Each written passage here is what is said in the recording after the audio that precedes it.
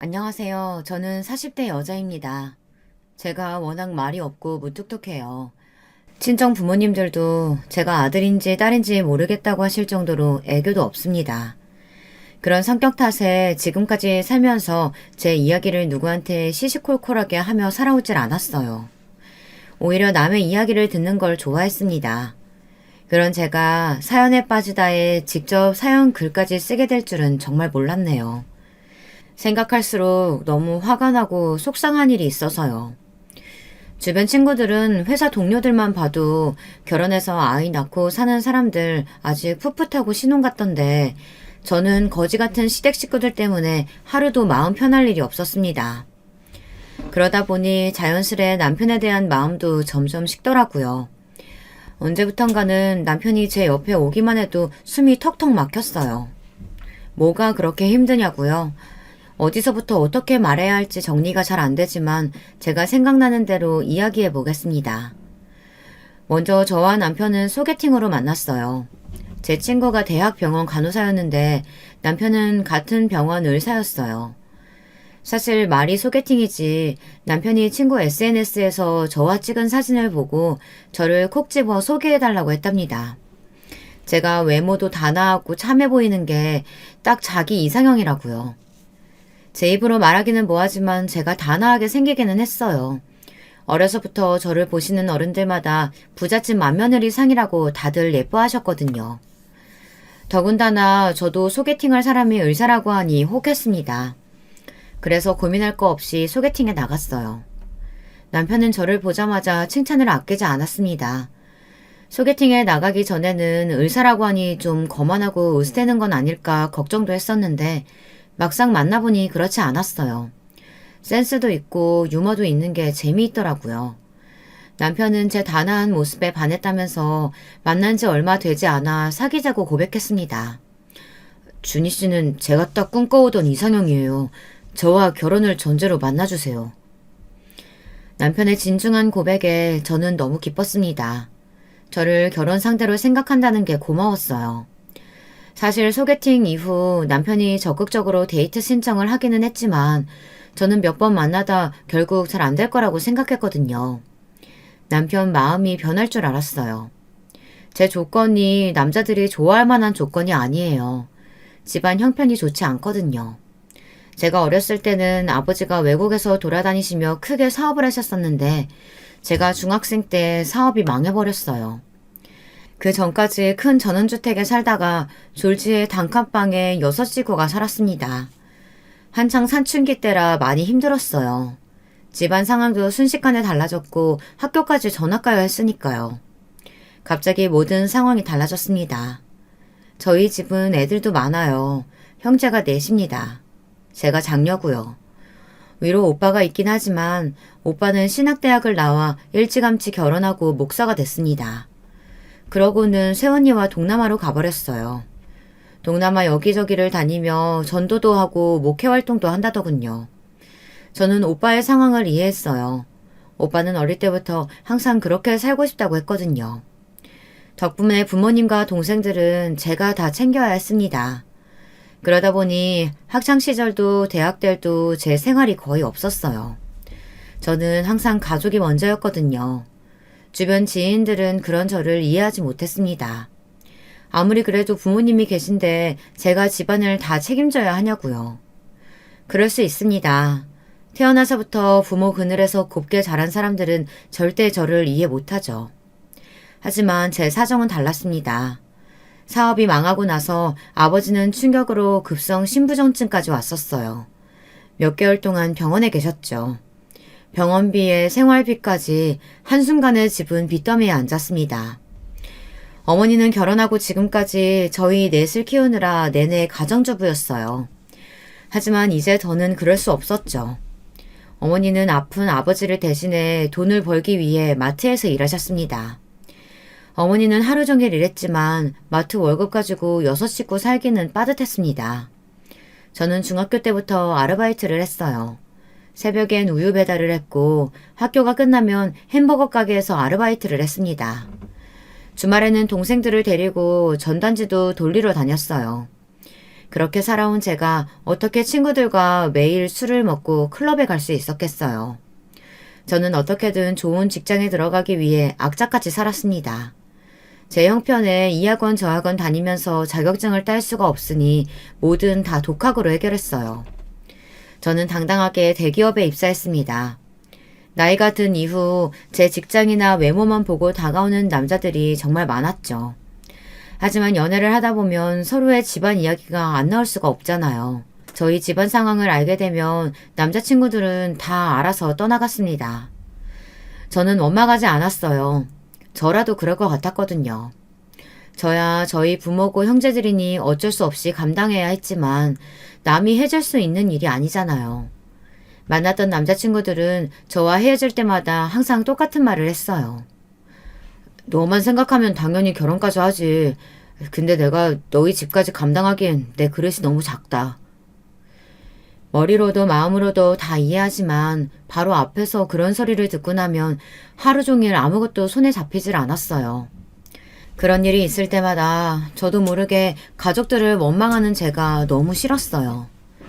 저는 남자를 만나기 무서웠습니다. 이런 저를 온전히 받아줄 남자는 대한민국에 없을 것 같았거든요. 그런데 남편은 달랐습니다. 저희 집 상황을 다 듣고도 저와 결혼을 전제로 만나고 싶다고 했어요. 저는 이게 뭐라고 남편에 대한 마음이 그때 확 커졌습니다. 그 전까지는 당연히 이러다가 또 헤어지겠지라고 생각해서 제 마음을 다 주지 않으려고 했거든요. 사실 그렇잖아요. 전 남자친구들은 저보다 직장도 변변치 않았는데도 제 상황을 이해해주지 않았어요. 여자는 결혼하면 출가 외인이지 이런 말을 한 전남친까지 있었습니다. 결혼하면 친정일에는 신경 쓰지 말아야 한다고요. 그랬으니 을사식이나 되는 남자가 저한테 뭐하러 장가를 오겠나 싶었죠. 제가 잘 모르긴 해도 주변에 들어보니 을사면 소개팅만이 아니라 잘 사는 집 딸들 중매도 많이 들어온다더라고요. 저는 제 과거에 발이 묶여 진짜 현실을 보지 못했습니다. 부족한 제 상황을 남편이 이해해줬다는 것에 너무 좋아서 다른 건 보지 않고 섣불리 결혼을 결정하고 말았어요. 저와 남편은 만난 지 6개월 만에 결혼했습니다. 남편은 저희 친정에 인사를 한번 갔다 오더니 오히려 더 급하게 결혼하자고 했어요. 아버님 건강도 많이 안 좋으시고 어머님이랑 동생들도 아버지 챙기느라 고생들 많이 하는 거 보니까 마음이 너무 안 좋더라. 내가 자기랑 결혼하면 아버님 우리 병원으로 모셔서 내가 같이 챙겨드리고 많이 도와드릴게. 이 소리를 듣고 어떻게 결혼하지 않을 수가 있겠어요. 저는 6개월이든 1년이든 중요하지 않다고 생각했습니다. 지금까지 내내 아픈 아버지를 병간호하느라 온 가족이 힘들었었는데 을사 남편이 생기면 너무 든든할 것 같았거든요. 그렇게 제 지옥 같은 결혼 생활이 시작된 것이었습니다. 자상한 을사 남편이랑 결혼했는데 뭐가 지옥 같은 결혼 생활이냐고요. 지금까지 제게 있었던 일을 이야기하면 아마 누구도 제 말을 믿지 못할 거예요.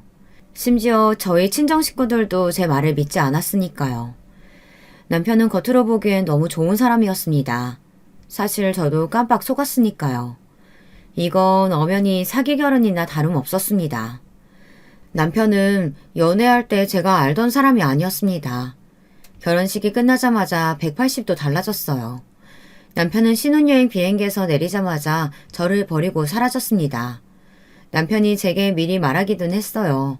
중요한 학회가 있어서 신혼여행을 미국으로 가야 한다고요. 하지만 아무리 일이 많아도 그렇지 신혼여행 일주일 동안 학회 식사한 게 딱 한 번뿐이었습니다. 그것도 밥 먹는 내내 제 얼굴도 안 쳐다봤어요. 명색이 신혼여행인데 아무리 일 때문이라도 그렇지 잠도 밖에서 자고 오는 게 말이 돼? 미안. 호텔에서 며칠 동안 하는 학회다 보니까 논문에 대해서 밤새 이야기도 나누고 회의도 하느라 많이 바쁘네. 자기가 좀 이해해줘. 내가 보통 의사가 아니잖아. 앞으로 우리 병원에서 암센터 센터장이 될 몸인데 이 정도는 해야 된다니까.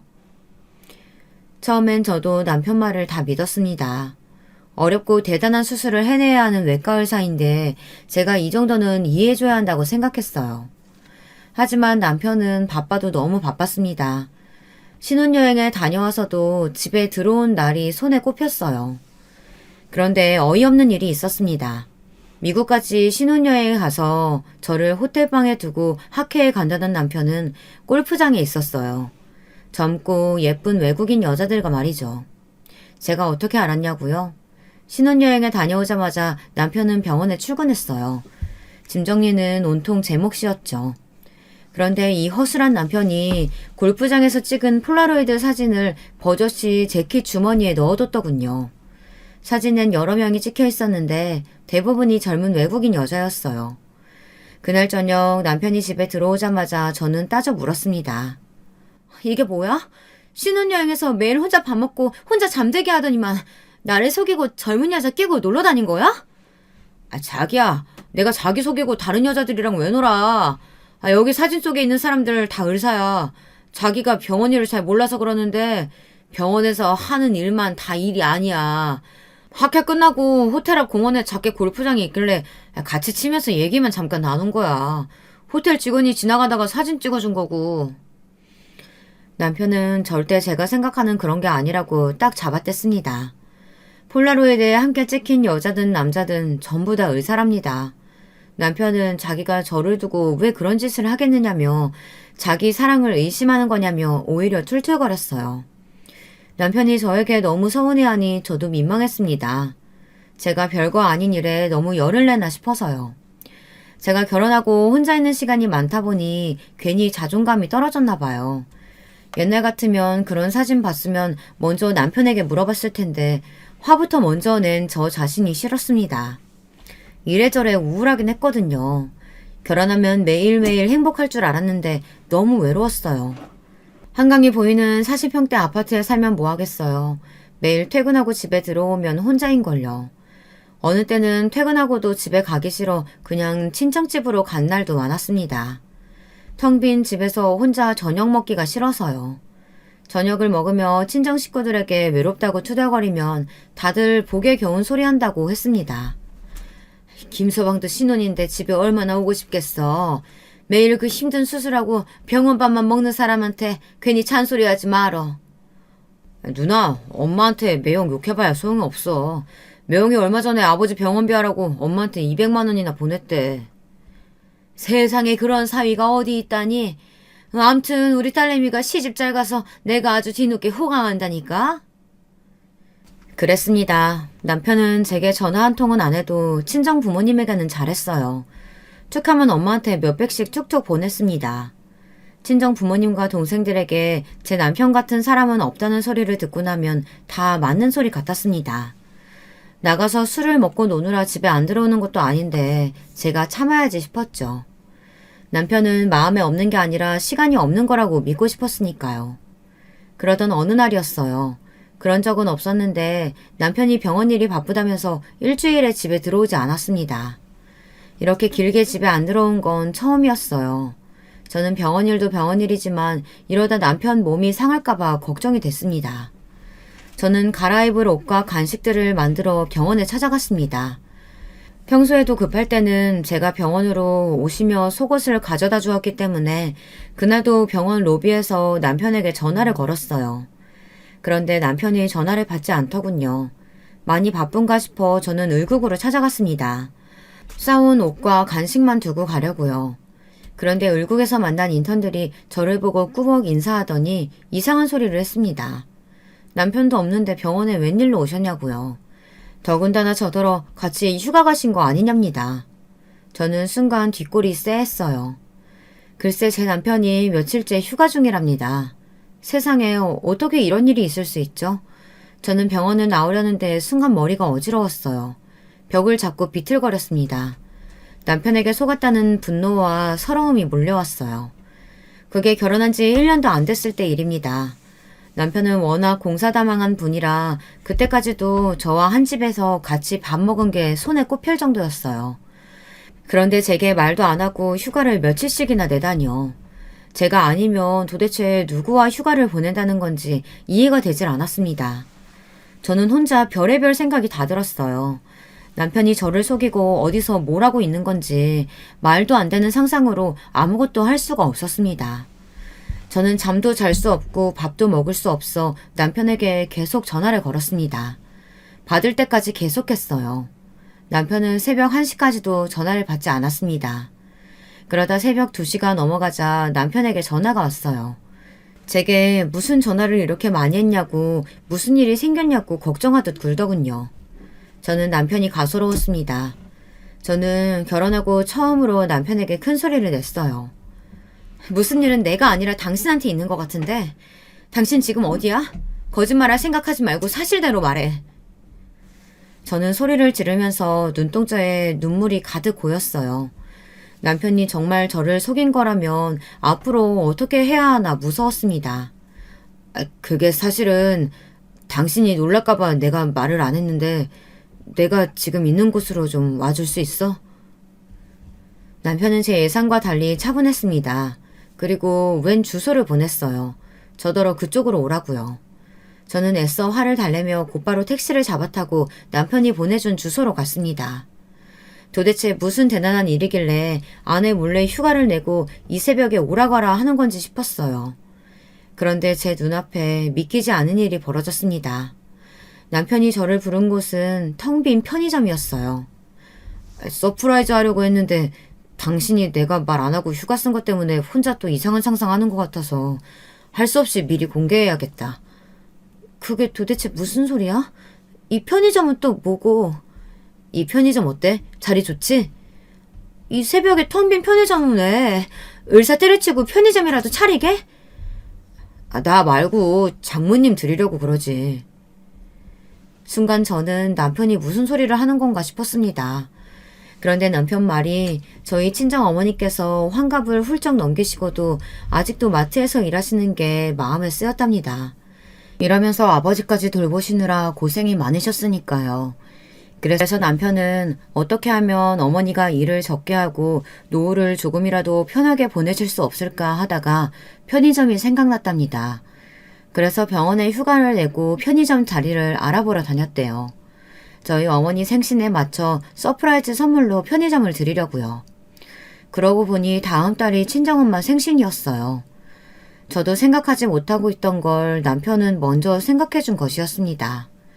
제가 그때 얼마나 울었는지 몰라요. 남편에게 미안해서요. 아무리 돈이 많고 능력이 있어도 사실 쉬운 일은 아니잖아요. 어떤 남자가 처갓집을 위해 편의점까지 차려주겠어요. 그것도 병원에 휴가까지 내고 본인이 발품까지 팔아가면서요. 저는 이런 남편을 의심했다는 것이 너무 창피했습니다. 누가 봐도 너무 좋은 남편인데 뭐가 지옥 같은 결혼 생활이었냐고요? 본격적인 제 결혼 생활은 그때부터 시작이었습니다. 사실 저희 결혼 생활에 복병이 있었습니다. 바로 시댁 식구들이었어요. 저희 시어머니는 대단한 분이었습니다. 제가 지금까지 살면서 본 사람 중에 가장 막무가내인 분이었어요. 막무가내라는 표현도 최대한 좋게 한 거예요. 제 마음속을 이야기하자면 무시 그 자체였습니다. 저런 어머니에게서 어떻게 을사 아들이 나왔을까 매일 볼 때마다 신기했어요. 어느 정도길래 그러냐고요? 시어머니는 소리만 지르면 뭐든지 되는 줄 아는 분이었습니다. 결혼하고 첫 명절 때예요. 명절 며칠 전에 회사에 있는데 제게 연락이 왔어요.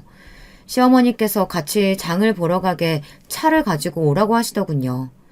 저는 당연히 주말에 오라는 이야기인 줄 알았어요. 저야 당연히 회사에 있었으니까요. 그래서 알겠다고 하고 끊었습니다. 그런데 30분 후에 또 전화가 오더라고요. 왜 안 오냐고요. 저는 이 상황이 어이가 없었지만 애써 웃으며 말씀드렸습니다. 회사라 지금은 못 가고 주말에 가겠다고요. 그러자 시어머니께서 언성을 높이셨어요. 목소리가 얼마나 큰지 전화기가 터지는 줄 알았습니다. 대기업이면 뭐해? 대충 나와서 창만 보고 다시 들어가면 될걸. 그 잠깐 나오는 거 가지고 사람들 눈치나 보고. 어머니, 윗사람이든 아랫사람이든 회사에 출근하면 퇴근 시간까지는 당연히 회사에 있어야죠. 제가 주말에 갈 테니까 그때 같이 장 보러 가요. 됐다. 주말에 가면 훨씬 더 비싸. 며느리라고 하나 있는 게 영 쓸데가 없네.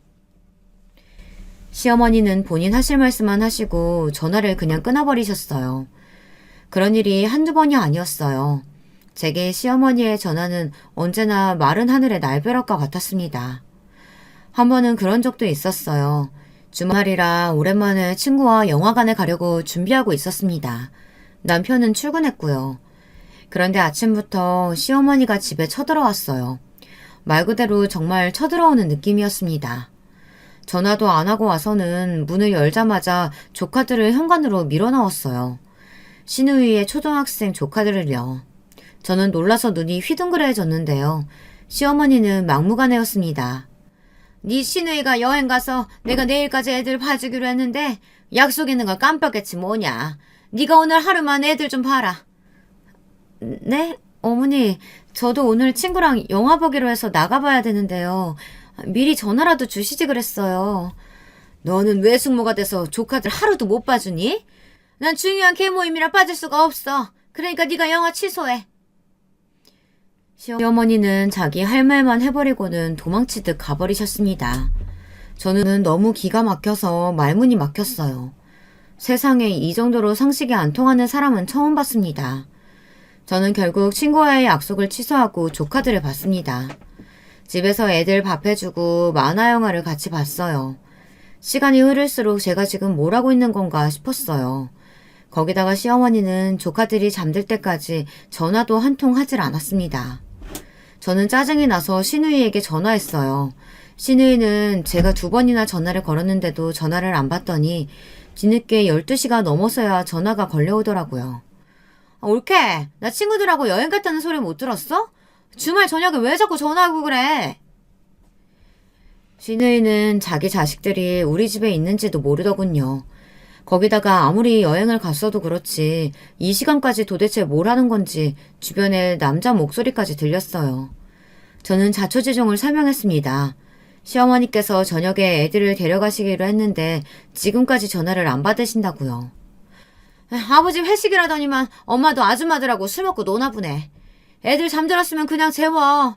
외숙모가 조카들 하루 데리고 잘 수도 있지. 뭘 자꾸 전화해. 오늘 하루만 올케가 데리고 자. 내가 내일 데리러 갈게. 가정교육이라는 건 정말 무시 못하는 것 같아요. 시누이는 시어머니랑 완전 복사판이었습니다. 시어머니도 사람들 만나서 밤새도록 술 먹고 노는 걸 좋아했는데 시누이도 똑같았어요. 툭하면 시어머니한테 애들 맡기고 놀러 다니는 것 같더라고요. 뭐 노는 거야 뭐가 문제겠어요. 저한테까지 피해를 주니 그게 문제였죠. 다음날 애들을 데리고 간다던 시누이는 점심때가 지날 때까지 코빼기도 안 보였습니다. 제 전화도 안 받았고요. 저는 이대로 안 되겠다 싶어 조카들을 데리고 시댁으로 갔습니다. 그나마 시누이 집으로 바로 가려던 걸 참고 시댁으로 간 겁니다. 그런데 시어머니는 저를 보자마자 눈을 흘겼어요. 제가 시댁까지 올 거라고는 생각도 못했나 보더군요. 저와 조카들이 들어서자 시아버지가 자리에서 벌떡 일어나셨어요. 새아가, 네가 애들을 왜 데리고 왔어? 애들 엄마는 뭐하고? 여행 가셨다고 해서 제가 하루 봐줬는데 데리고 온다는 시간이 훨씬 지났는데 전화를 계속 안 받으시더라고요. 그래서 오랜만에 어머님 아버님이랑 저녁도 같이 먹을 겸 조카들도 아예 데리고 왔어요. 형님님더러 그냥 이쪽으로 오라고 하려고요. 이에는 이, 눈에는 눈이었습니다. 시어머니와 시누이가 저에게 뻔뻔하게 구니 저도 똑같이 해야지 별 수 있나요? 그런데 순식간에 분위기가 나빠졌습니다. 시아버지께서 표정이 우락부락해지시더니 버럭 시어머니에게 화를 내셨어요. 이 기집애 이거 애 둘씩이나 딸린 유부녀가 애 맡기고 어디 갔어? 또 어디 가서 술 퍼마시고 있는 거 아니야? 그때까지 저도 시댁 일은 잘 몰랐었는데 그날 다 알게 됐어요. 사실 시아버지는 굉장히 보수적이시고 권위적이세요. 자기밖에 모르는 시어머니랑 시누이 둘 다 시아버지 앞에서는 꼼짝 못할 정도로 무서웠죠. 제 앞에서랑 시아버지 앞에서의 모습이 너무 달라서 신기할 정도였어요. 같은 사람이 맞나 싶어서요. 저희 시댁은 시아버지가 모든 경제권을 쥐고 계세요. 시아버지는 젊어서 자수성가한 사업가라 재산이 꽤 많습니다. 남편 말이 시아버지 덕분에 시어머니랑 시누이는 평생 일도 안 하고 놀고 먹으며 돈 쓰는 것만 했대요. 시아버지께서 젊을 때 일만 하시느라 너무 바빠서 가정에 소홀했답니다. 돈만 열심히 벌어다 주신 거죠. 반면 시어머니와 시누이는 유흥을 좋아해요.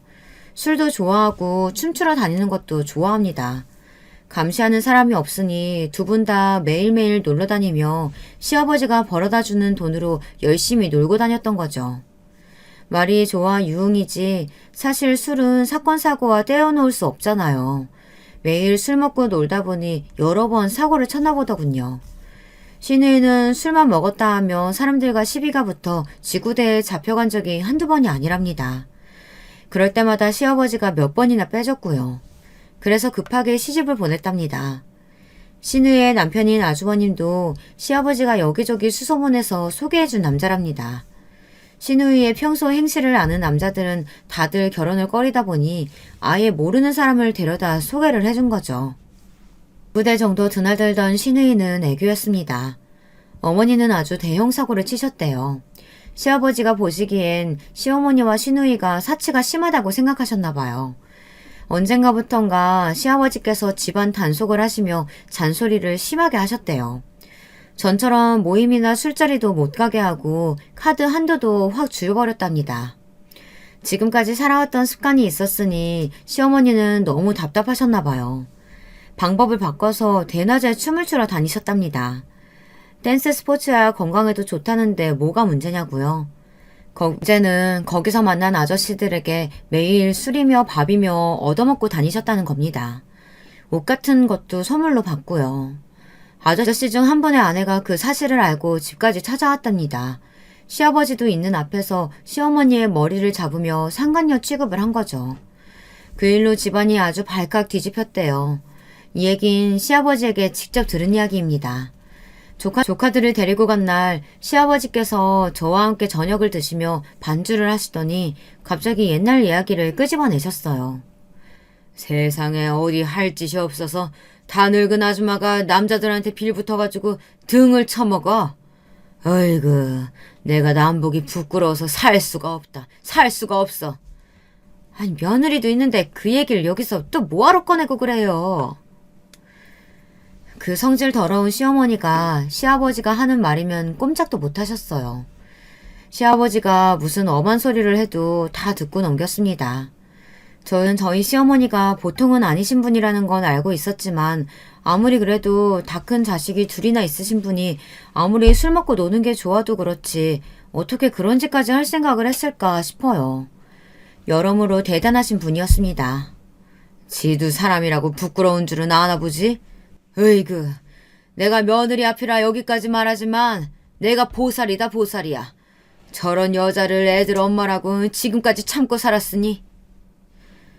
시아버지 앞에서 깨갱하는 모습을 보고 있으면 시어머니가 안쓰러운 것 같다가도 제 앞에서 하는 행동을 보면 역시 사람은 고쳐 쓰는 게 아니다라는 생각이 절로 들었어요. 시아버지 앞에서만 찍소리도 못하는 거지 나가서는 남들한테 민망할 정도로 몰상식하게 구셨으니까요. 저한테는 말할 것도 없고요. 저녁 늦게나 돼서야 신우이는 시댁으로 조카들을 데리러 왔습니다. 신우이는 시아버지 앞에서는 제게 연신 고맙다고 했어요.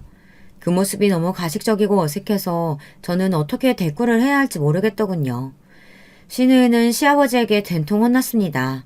다른 사람도 아니고 올케한테 애들을 맡기고 여행 가는 신우이가 어디 있냐고요. 한 번만 더 저에게 시집살이를 시키면서 신우이 흉내를 냈다가는 다시는 애들 안 봐주겠다고 선전포고를 하셨습니다. 저는 애써 표정을 감췄지만 왠지 속이 후련했습니다. 그런데 당황스러운 일이 벌어졌어요. 집에 가려고 시댁을 나오는데 시어머니께서 굳이 마중을 하겠다고 쫓아나오시더군요. 그러더니 갑자기 저를 벽에 밀쳤어요. 이게 곰인 줄 알았더니 알고 보니 백녀시였네? 저는 시어머니의 말과 행동에 너무 놀라 어안이 벙벙했어요. 거지 같은 게 아무것도 없으면서 괜히 깝치지 말고 얌전히 있어. 안 그러면 내 아들 옆에서 날려버릴 거니까. 어머니, 제가 뭘 어쨌다고 그런 막말을 하세요. 저랑 준우 씨 사랑해서 결혼했는데 어머니 말 한마디에 쉽게 헤어질 사이 아니거든요. 착각은 자유지. 내 아들이 미쳤냐? 너 같은 거지를 사랑하게? 내가 세상에서 내 아들을 제일 잘 알아. 내 아들이 얼마나 똑똑한데. 네가 거지 같은 집구석 딸내미라 만만해서 결혼한 거야. 그래야 돈 주면 네가 알아서 시댁에도 잘하고 내 아들 내줘도 잘할 것 같아서. 그러니까 쉽게 말해. 너는 우리 집 종인 거지. 저는 시어머니의 말에 진심으로 충격을 받았습니다. 아무리 제가 조카들을 데려와서 시아버지에게 싫은 소리 좀 들었다고 해도 그렇지 어떻게 시어머니라는 사람이 며느리한테 저런 소리를 할 수 있나 싶었어요. 저는 고민하다 남편에게 말도 못했어요. 시어머니의 말이 당연히 사실이 아닌데 남편한테까지 말해서 둘 다 힘들어할 필요는 없으니까요. 그러던 중에 아이가 태어났습니다. 정말 눈에 넣어도 아프지 않는다는 말이 무슨 소리인지 알겠더라고요. 정말 너무 예뻤어요. 하지만 문제가 있었습니다. 저도 남편도 둘 다 직장을 그만둘 수가 없는 상황이다 보니 육아휴직을 끝나면 앞으로 어떻게 해야 할지 생각해야 했습니다. 천상 동네 어린이집에 보내야 하는데 제가 퇴근하고 집에 올 때까지 봐주는 어린이집은 없었어요. 제가 다 퇴근하고 올 때까지 아이를 봐줄 분이 필요했어요. 저는 고민 끝에 친정어머니께 부탁할 생각이었습니다. 당시에 남편이 선물해준 편의점을 맡아서 하고 계셨는데 저희 딸아이를 봐주실 때만 아르바이트를 쓰자고 부탁드렸습니다. 제가 용돈을 챙겨드리겠다고요. 그런데 그 사실을 알게 된 시어머니가 쪼르르 바로 달려오셨습니다. 이제는 저도 무섭더군요. 시어머니가 또 무슨 소리를 할까 싶어서요. 너는 딸이라는 게 애가 참 못됐다. 너희 친정은 아픈 아버지도 있는데다가 먹고 살기도 힘들어가지고 식구들이 다 나가서 일하느라 바쁜데 거기다가 네 딸까지 맡기고 싶니? 그래도 상황이 예전보다 많이 좋아져서 어머니가 데려가서 봐주시는 건 괜찮다고 하셨어요. 됐다. 그 좁은 집에 뭐하러 우리 손녀 답답하게 맡겨. 그냥 내가 봐줄 테니까 나 줘라. 저는 시어머니에게 맡기고 싶지 않아 극구 괜찮다고 거절했습니다. 그러자 시어머니는 그게 또 마음에 안 드는지 버럭 하시더라고요.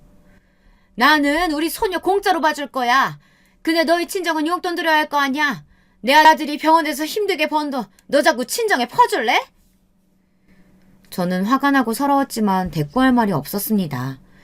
시어머니 말이 안 이꾸어도 맞는 말이었으니까요.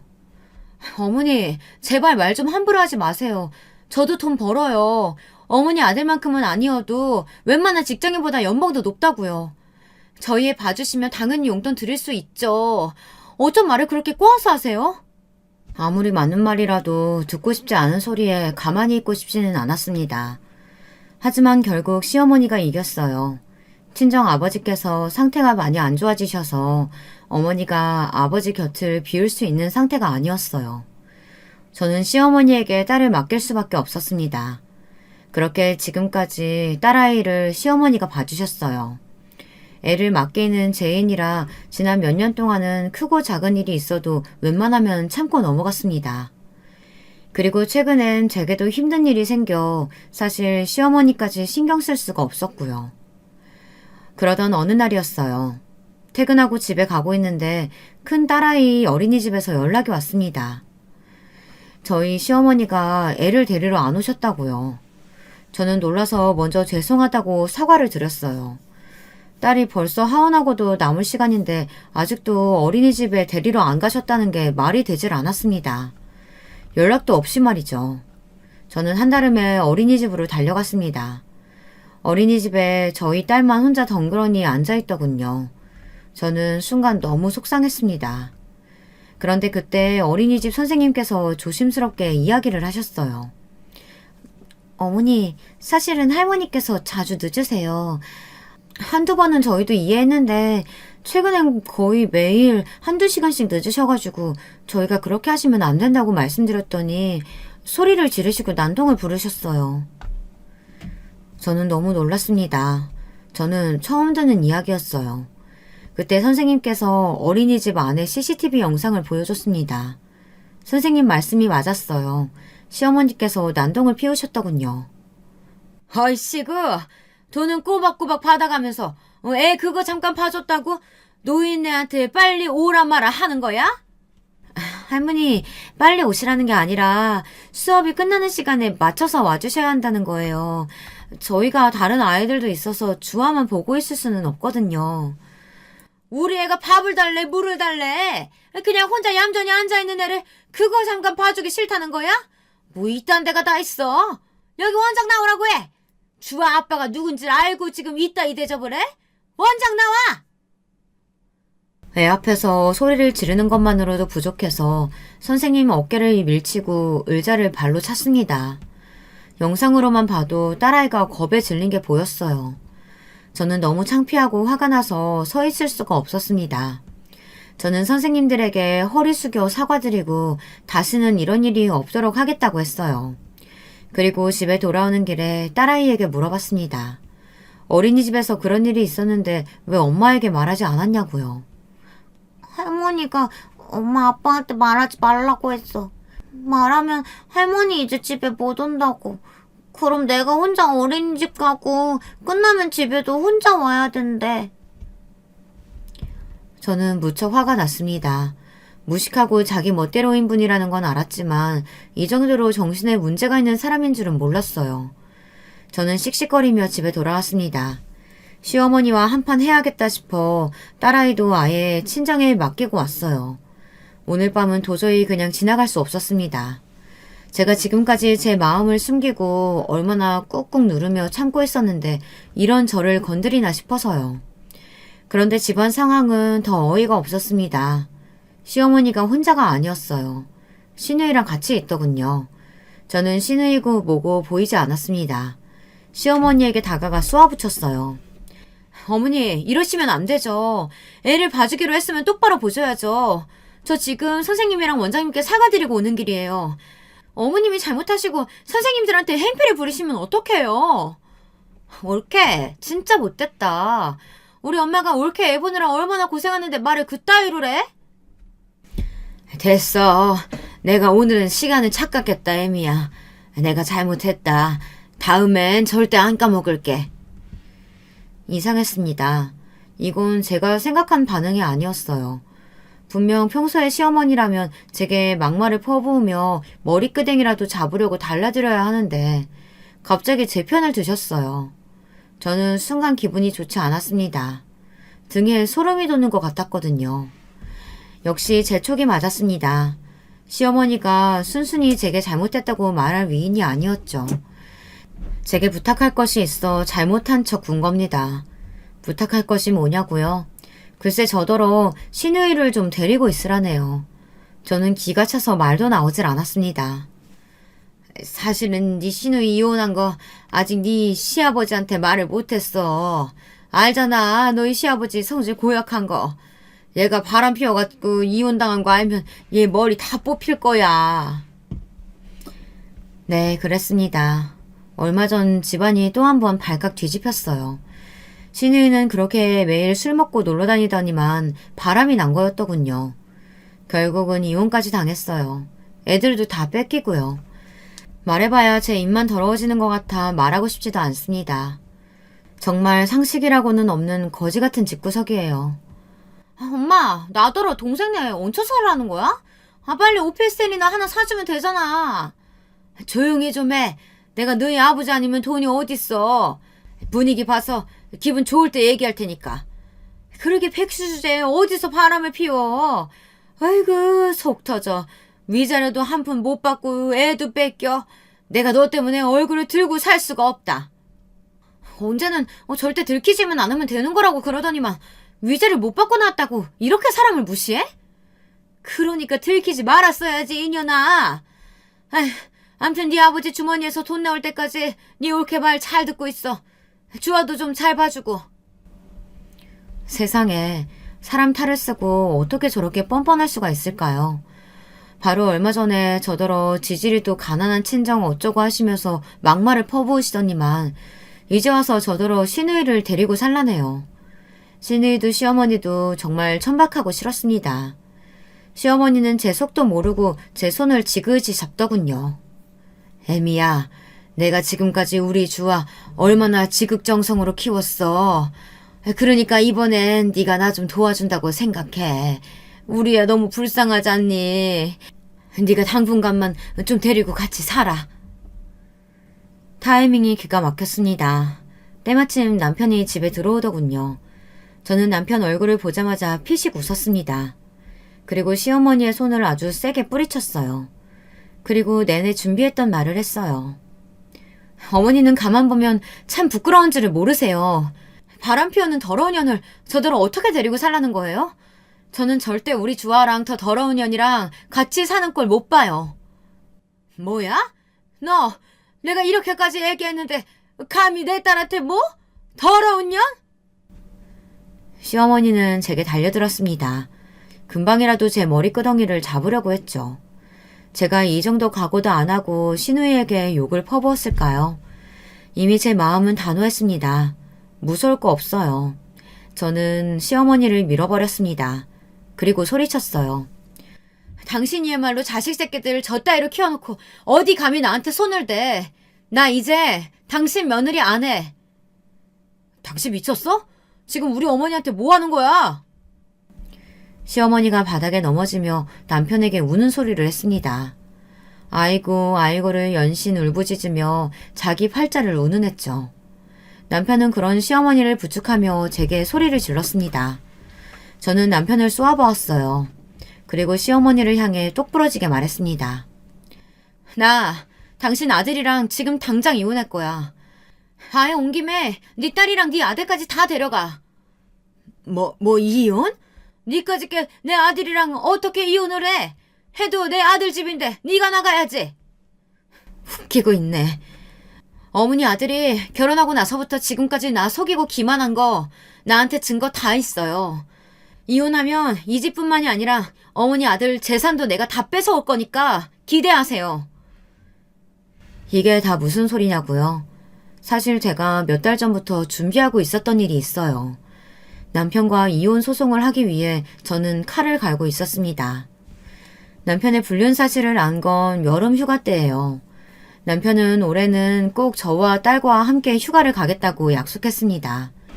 그런데 이번에도 일이 바쁘다는 핑계로 가지 못했어요. 저는 이제 그러려니 했어요. 대단하신 남센터장을 목표로 하는 남자와 사니 이해한다고 생각했죠. 그래도 제게는 딸이 있으니 전처럼 외롭지 않았어요. 딸과 둘이 행복한 시간을 보내면 되니까요. 그런데 제가 이상한 소리를 들었습니다. 남편을 소개해줬던 제 친구에게 연락이 왔어요. 오랜만에 연락이 왔길래 저는 반갑게 받았습니다. 그런데 친구가 제게 할 말이 있는데 고민하는 눈치였어요. 저는 왜 그러냐고 할 말 있으면 편하게 하라고 했습니다. 그러자 친구가 고민 끝에 이야기를 해주는데 그 말이 충격적이었어요. 너한테 말해야 하나 말아야 하나 너무 고민했는데 아무래도 이상해서 네 남편 뒤 좀 캐보는 게 좋을 것 같아. 처음엔 저도 친구에게 화를 냈습니다. 무슨 소리를 하는 거냐고요. 그러자 친구 말이 자기 밑에 후배 간호사들끼리 하는 이야기를 우연히 들었는데 간호사들이 제 남편 이야기를 하는 것 같았답니다. 그래서 친구가 꼬치꼬치 물었대요. 그런데 내용이 말도 안 된다네요. 제 남편이 어린 간호사들 SNS를 보고 그 간호사들 친구들에게 따로 연락을 했다는 겁니다. 누구 간호사랑 같이 일하는 의사라고 접근해서 만나자고 했대요. 6개월 만에 애인해주며 원하는 걸 다 사주겠다고요. 언제부터 그런 짓을 했는지는 모르지만 같은 연락을 받은 친구가 한둘이 아니랍니다. 저도 처음엔 당연히 믿지 않았어요. 워낙 큰 병원이니 다른 의사 이야기를 제 친구가 잘못 들은 것일 수도 있고 아니면 말도 안 되는 헛소문일 거라고요. 하지만 불안한 마음은 감출 수 없었습니다. 저는 결국 남편의 뒤를 캤어요. 불륜을 찾아주고 증거를 모아준다는 전문 업체에 의뢰를 했습니다. 의뢰하면서도 절대 아닐 거라고 믿었어요. 그런데 돌아온 답변은 경악스러웠습니다. 사모님, 아주 질이 안 좋은 분한테 걸리셨네. 남편분께서 몇 년 동안 아주 대놓고 불륜을 저질렀는데 전혀 모르셨어요? 심부름센터 직원 말이 이런 경우는 처음 본답니다. 별로 알아볼 것도 없이 너무 허술해서 증거가 수두룩하대요. 남편은 결혼하고 나서 바람을 피운 게 아니라 그냥 사람 자체가 문제가 있는 사람이었습니다. 결혼 전부터 저를 속인 거예요. 시어머니가 지나가는 말로 한 게 다 사실이었어요. 제가 거지 같은 집구석 딸이라 자기 아들이 만만해서 데려다 놓은 거라고요. 저더러 착해 보인다고 이상형이라고 했던 말이 이런 뜻이었던 거예요. 친정에 돈만 주면 제가 알아서 말 잘 듣고 자기 하고 싶은 대로 살 수 있으니까요. 심부름센터에서 조사한 내용을 듣는데 저는 토할 뻔했습니다. 남편이 정말 제가 알던 사람이 맞나 싶어서요. 남편은 변태 사이코였어요. 젊은 여자라면 환장하는 놈이었습니다. 결혼 전에 저와 연애할 때부터 지금까지 SNS로 수도 없이 젊은 여자들에게 의사라는 직업을 내세우며 따로 연락을 했더군요. 만나면 명품 사주고 용돈도 주면서 놀고 다녔던 거예요. SNS에 이미 증거가 수두룩했습니다. 불륜녀들이 알아서 SNS에 남편이 사준 물건들을 다 찍어서 올려놨더라고요. 친절하게 설명까지 다 덧붙여서요. 우리 미래의 암센터장님이 사주신 샤넬백 고마워요. 사랑해요. 의사 가운 입은 우리 자기 너무 섹시해. 출장 다녀오면서 사다 준 가방 고마워. 우리 다음 휴가는 무조건 파리로 가기다. 함께 찍은 사진도 있었는데 그나마 양심은 있는지 얼굴은 가렸더군요. 그럼 뭐 하겠어요. 가운에 버젓이 이름이랑 병원 마크가 적혀 있는걸요. 이 정도로 멍청하게 증거를 다 흘리고 다녔는데 저만 모르고 있었더군요. 한 가지 더 알아낸 게 있었어요. 현재 같은 병원에 다니는 간호사와도 불륜 사이였어요. 저도 아는 간호사였죠. 가끔 병원에 갔을 때 본 적이 있었습니다. 저에게 사모님 하면서 얼마나 친한 척 굴었는지 몰라요. 그 간호사와는 꽤 오래된 관계랍니다. 주고받은 메시지가 상당한데 둘이 아주 좋아 죽더군요. 저한테 일 때문에 학회에 간다, 출장을 간다 했던 게 다 그 상간녀 간호사와 함께 놀러 갔던 거였어요. 거기다가 남편이 친정어머니 주겠다고 편의점을 샀던 거마저도 거짓말이었습니다. 친정어머니에게 편의점을 준 건 사실이었지만 그걸 알아보겠다고 휴가를 낸 건 아니었어요. 편의점은 원래 본인이 가지고 있었던 거였습니다. 목이 좋은 자리라 투자 목적으로 가지고 있었는데 생각보다 장사가 안 돼서 팔려고 내놨다가 몰래 휴가를 쓴 게 들통났으니 친정어머니를 주기 위해 알아본 것처럼 꾸며낸 거였죠. 정말 온몸에 소름이 돋았습니다. 그래놓고 그 간호사냥과 골프를 치러 다녀온 거였어요. 처음 남편의 진실을 알았을 때는 며칠 동안 끙끙 앓았어요. 너무 힘들었습니다. 하지만 금방 털어내야 했습니다. 제게는 딸도 있으니까요. 그리고 악마 같은 새끼가 작정하고 저를 속이려고 한 건데 제가 어떻게 피할 수가 있었겠습니까? 저는 다 필요 없었습니다. 제 딸과 행복하게 살기만 하면 되니까요. 그래서 완벽한 이혼을 하기 위해 저는 만만의 준비를 했습니다. 그날 저는 남편과 시어머니, 시누이를 쫓아냈습니다. 남편은 순순히 나갔어요. 남편도 제가 자신의 진실을 어디까지 알고 있는 건지 전혀 가늠할 수 없으니 작전회의가 필요했겠죠.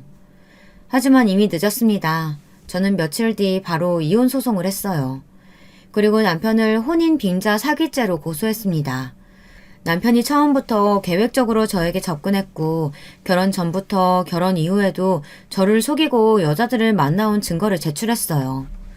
그 이후 어떻게 됐냐고요? 위너는 저였습니다. 남편이 생각보다 재산이 많더군요. 시아버지께서 남편이 의사가 된 이후 물려주신 재산이 많았어요. 땅이며 건물, 지금 사는 아파트까지 다 하니 50억이 넘었어요. 저는 딱 절반인 25억을 받았습니다. 거기서 끝이 아니에요. 저는 상간녀 소송까지 걸었습니다.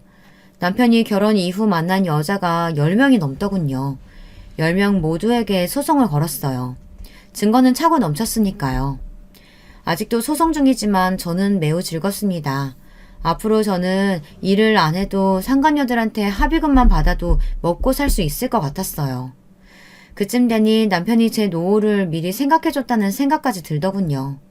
제 복수는 아직 끝나지 않았습니다. 남편은 제 결혼 생활을 송두리째 짓밟았어요. 이대로 순순히 돈만 받고 물러나줄 수는 없었죠. 저는 남편의 오랜 꿈까지도 무참히 짓밟았습니다. 대한병원협회에서 만드는 신문이 있어요. 의사들이 다 보는 신문이죠. 거기 기자에게 전화해 저희 남편의 기사를 팔았습니다. 타이틀은 이랬습니다. 유명 대학병원의 차기 암센터장으로 유력했던 교수가 치욕스러운 불륜 스캔들의 주인공이 됐다. 남편은 20년 넘게 근무했던 병원에서 잘렸습니다. 의사가 아무리 잘나봐야 직장인인데 병원 이미지를 실추시켰으니 당연히 잘릴 수밖에 없었죠. 기사가 나자마자 시어머니와 남편이 저를 찾아왔어요. 제발 애미야. 자식 생각해서 이러면 안 돼. 내가 이렇게 무릎 꿇고 빌게. 제발 정전기사 하나만 내줘, 제발. 여보, 내가 센터장이 돼야 우리 주아 위자료도 주고 양육비도 많이 주지. 제발 한 번만 더 생각해줘. 개소리하고 있네. 나 이미 지금 있는 재산만으로도 우리 주아 평생 잘 키울 수 있어. 그리고 너 같은 애비 필요 없으니까 다신 우리 주아라고 부르지도 마. 너무 간사하고 소름이 끼칠 정도로 재수없어서 남편 얼굴에 소금을 한 바가지 뿌려줬습니다. 다시 제 앞에 나타나면 그때는 아주 고춧가루를 뿌려준다고 했어요. 저는 이혼 이후 딸과 잘 살고 있습니다. 친정 부모님은 같이 살자고 하시지만 당분간은 딸과 둘이 여행도 다니며 둘만의 시간을 보내고 싶어요. 앞으로 이 험한 세상 딸과 둘이 잘 헤쳐나가야 하니까요. 저는 비록 이혼은 했지만 결혼으로 배운 것이 많습니다. 뭐든 참지 말고 내가 하고 싶은 대로 나만 생각하면서 사는 게 가장 좋은 인생이라는 걸 말이죠. 여러분도 자식이니 남편이니 생각하지 마시고 오로지 자신의 행복이 무엇인지 생각하시면서 그렇게 사시길 바랍니다. 지금까지 저의 긴 이야기 들어주셔서 감사합니다. 안녕하세요. 평소 재미있게 사연을 듣고 있는 50대의 평범한 여자입니다. 다른 분들의 사는 이야기를 듣다 보니 불현듯 오늘은 제 이야기를 털어놔보고 싶더라고요. 저는 중소도시 옆에 있는 조용한 동네에서 태어났습니다.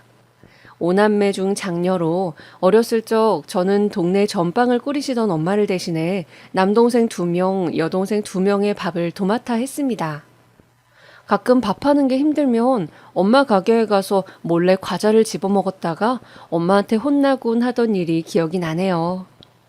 그렇게 어찌저찌 중학교를 졸업하고 저는 20살이 넘을 때까지 부모님 가게 일을 돕고 동생들을 돌보면서 지냈습니다. 그러다가 옆 동네로 시집가서 잘 산다던 육촌 누나의 중매로 한 남자를 만났습니다.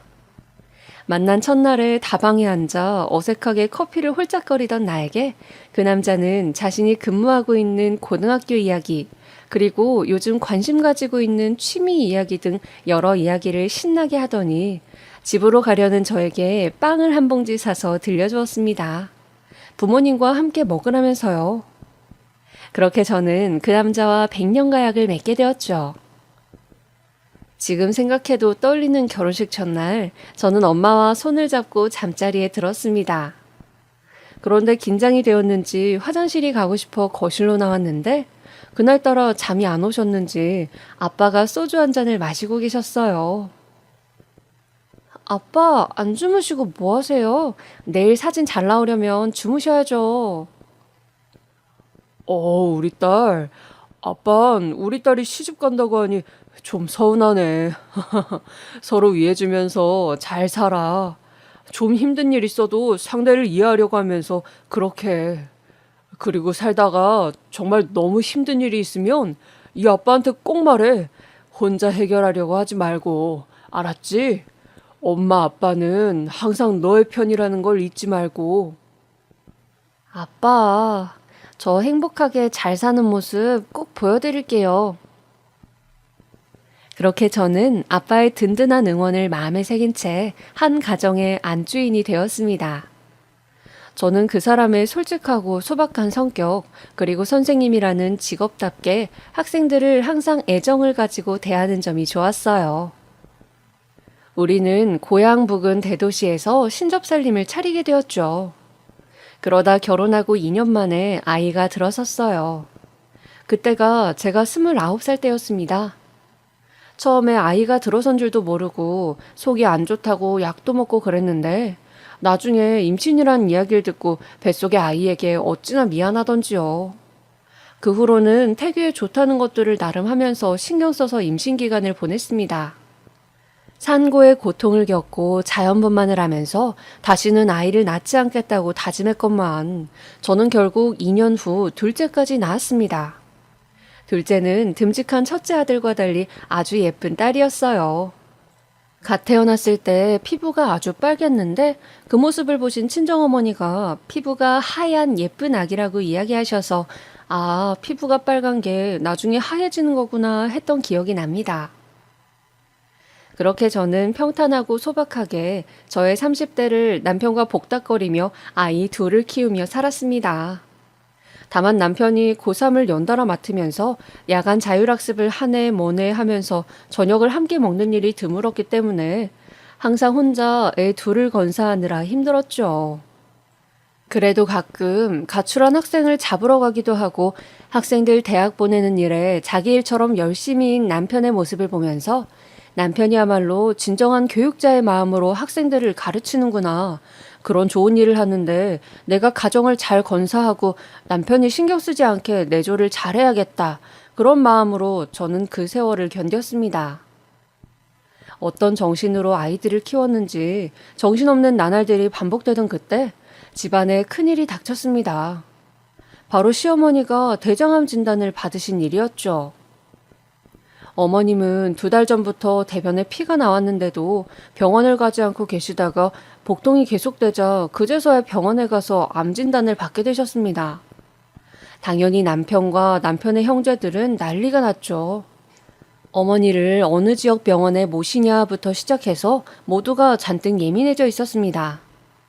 처음에 남편은 내가 장남이니 내가 엄마를 모시겠다며 무작정 집으로 어머님을 모시고 왔습니다. 저는 솔직히 좀 부담스러웠지만 아프신 양반이 오신다는데 안 된다고 할 수도 없는 노릇이고 저도 걱정이 되었기 때문에 군말 없이 남편의 뜻에 따라주었습니다. 그런데 병원에서 잘못하면 대변 주머니를 차야 될 수도 있다고 겁을 주는 것이었어요. 혹시 그런 말 들어보셨나요? 서울 쪽 병원하고 지방병원하고 10년은 기술이 차이가 난다는 말. 저는 그런 이야기를 들은 적이 있어 남편에게 조심스럽게 말을 꺼냈습니다. 저기 여보, 우리 서울 쪽에 있는 도련님네 어머니를 모시면 어때요? 뭐라고? 그게 무슨 소리야, 당신? 서울 쪽에 큰 병원이 훨씬 의술이 뛰어난데 굳이 지방의 대학병원에 모시는 게 맞을까요? 서울 쪽 써도 대변 주머니 이야기를 하는지 한번 그쪽 병원도 가봐요, 우리. 당신 지금 혹시 당신이 엄마 간호하기 싫어서 이러는 거야? 동생네한테 떠넘기려고? 남편은 다짜고짜 저의 말을 안 좋게만 받아들이면서 화를 냈습니다. 저는 어이가 없었지만 차분히 설명을 했어요. 아니, 어머님 입장에서 수술하고 대변 주머니를 차고 계셔야 하는 거하고 안 해도 되는 거하고 앞으로 살아갈 인생이 얼마나 많이 달라지겠어요? 더 좋은 병원 가서 더 좋은 방법이 있나 찾아보자는 건데 그게 그렇게 화낼 일이에요? 내가 나조차고 이런 소리 하는 것 같아요? 됐어. 장남인 내가 어머니 모실 거야. 그렇게 알아. 남편은 제 말을 끝까지 고깝게 듣더니 자리를 박차고 나가더군요. 평소에는 똑똑하고 이성적인 사람인데 어머니가 편찮으시니까 자기 생각에만 빠져서 남의 말은 전혀 듣지 않는 사람이 되어 있었습니다. 저는 이대로는 안 되겠다 싶어서 도련님들께 제 의견을 좋게 말씀드렸어요. 그러자 서울에 살고 있었던 둘째 도련님과 셋째 도련님이 안 그래도 서울 아산병원에 예약을 해봐야겠다고 생각했다며 서울 쪽에 한번 진료를 받아보자고 하시더라고요. 그렇게 남편은 계속 화를 냈지만 결국 도련님들의 설득으로 어머님은 서울 아산병원을 가서 진료를 받았고 그 결과 수술은 해야 하지만 대변 주머니까지는 안 차도 된다는 답변을 들었습니다. 확실히 지방병원하고 결론이 달랐습니다. 그래서 어머님은 서울 도련님들과 동서들이 건사하기로 결정이 되었죠. 그리고 어머님은 무사히 수술을 받고 항암 치료를 하셨습니다. 수술은 예후가 좋았고 겨우겨우 저와 가족들은 한시름을 놓았죠. 그런데 문제는 남편이었습니다. 남편은 원래 술을 좋아하던 사람인데 어머니 문제로 저와 다투었던 일을 술만 취하면 꺼내어 빈정대고 비꼬기 시작했습니다. 글자 그대로 시비를 거는 거죠. 당신이 최고 잘났지? 어? 남편이 말이야 엄마를 모시겠다고 하는데 며느리가 돼가지고 말이야 그게 할 말이야? 갑자기 또 무슨 소리예요? 말 좀 해보란 말이야. 남편을 무시해도 정도라는 게 있는 거야. 술 취했으면 제발 잠이나 자요. 이런 식으로 항상 술만 취하면 자고 있던 저를 깨워서 시비를 거는 것이었습니다. 저는 정말 진저리가 났습니다. 왜 이렇게 유약하고 자신의 감정만 중요한 것인지. 거기다 제 남편에게는 아주 큰 문제가 있었습니다. 바로 유흥을 좋아한다는 거였죠. 학교 교사도 공무원인데 남편은 동료 교사들과 여자가 있는 술집이나 노래방을 다녔습니다. 저 같으면 전날 그런 데 가서 놀고 다음날 학생들 얼굴을 부끄러워서 못 볼 것 같은데 남편은 거기에 대해서는 아주 뻔뻔하더군요. 그냥 남자가 하루 놀 수도 있는 거지 그렇게 큰 의미를 부여할 필요가 뭐가 있느냐는 거였죠. 저는 너무 자존심이 상했습니다. 술에 취해서 술집 직원이나 여자에게 카드를 주면서 비번까지 말해 술값으로 몇백만 원을 결제해 오는가 하면 가끔 남편을 찾는 술집 여자 전화도 걸려왔어요. 여자로서 너무 자존심이 상하고 남편에게 실망스러웠습니다.